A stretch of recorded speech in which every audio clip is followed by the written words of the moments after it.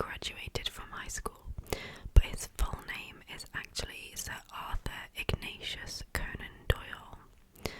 So yeah, I think sometimes I'm referring to him just as Doyle, which apparently is wrong as well, because he kind of like double-barreled his own surname, which feels kind of pretentious if you ask me, but there you go. Fact number 15. Because of the popularity of Holmes and his ingenious writing, Arthur Conan Doyle was actually frequently asked to help solve real-life crime cases. He personally investigated the case of George Adalji, a man wrongly convicted of animal mutilation, and he helped to get him exonerated. Fact number 16. He also investigated and helped to overturn the wrongful murder conviction of a man named Oscar Slater, who had been wrongfully imprisoned for close to 20 years based on circumstantial evidence. Fact number 17. After helping overturn these miscarriages of justice, he, among others, petitioned for the establishment of the UK Court of Criminal Appeal. Before this existed, anyone found guilty in the criminal courts had no real way to appeal their convictions. Fact number 18. Despite his famous characterological mind, Conan Doyle himself was deeply interested in spiritualism. He attended seances, he believed in fairies, and was convinced his second wife could channel spirits. Yeah, that's a fact that I've heard before, definitely, and I still find it a little bit hard to tie up in some ways. Obviously, you're not the characters that you write, but it just feels so different. Fact number 19. He opened a bookshop in London in 1925 dedicated to spiritualism. Named the Psychic Bookshop, it also served as a library, a museum, and a book publishing company. Fact number 20. Arthur Conan Doyle had 5 children: Mary and Kingsley with his first wife Louisa Hawkins, and Dennis, Adrian and Jean with second wife Jean Leakey. Fact number 21. His first wife Louisa died of tuberculosis after a long illness in 1906. They had been married for 20 years. After her death, he remarried just 1 year later. I was reading, I don't know, like, for sure how true this is, but apparently there was, like, some overlap in that he was kind of seeing his second wife while his first wife was ill, but he, like, hid it from her, which is why he got remarried so quickly after his first wife died. Fact number 22. During his early career in medicine, he opened clinics in both Portsmouth and London, but spent most of his days waiting for patients who never arrived. It was out of pure boredom in these empty offices that he began writing stories to fill the silence. Fact number 23. He served as a volunteer doctor in South Africa during the Boer War. I feel like I've done a really bad job on this lot of facts of actually putting dates on anything, so if you're a stickler for knowing the exact dates, apologies. I have one in the next fact though, so fact number 24. He was knighted by King Edward VII in 1902, not for his fiction like you might expect, but for a pamphlet that he wrote defending the British military in the Boer War. Initially he wasn't going to accept the knighthood as he didn't really believe in titles apart from his doctor preface. However, upon meeting the king, he felt it would be rude to refuse, and so he did accept the knighthood, but was not really fond of using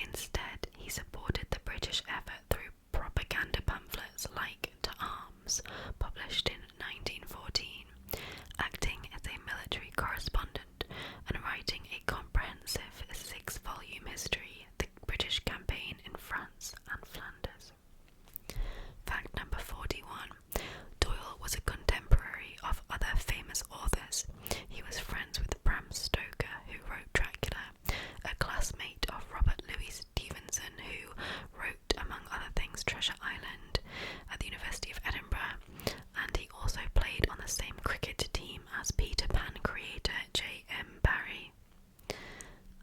I love hearing about authors that are friends and meet up together. I don't know why.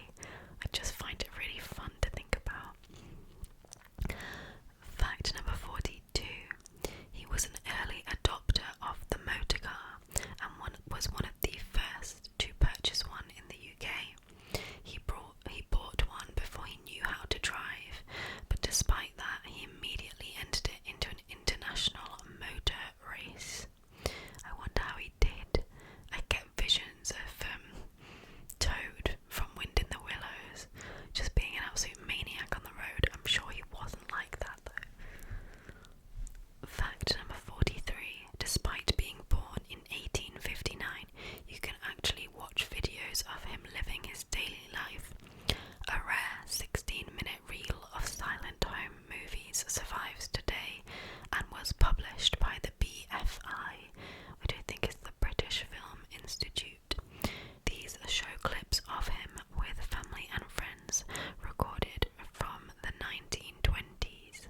Fact number 44. After medical school, Doyle returned to life as a ship's doctor, this time joining the SS Mayamba, heading to the west coast of Africa. Whilst anchored in Lagos, Conan Doyle caught malaria and was so violently ill that he almost died.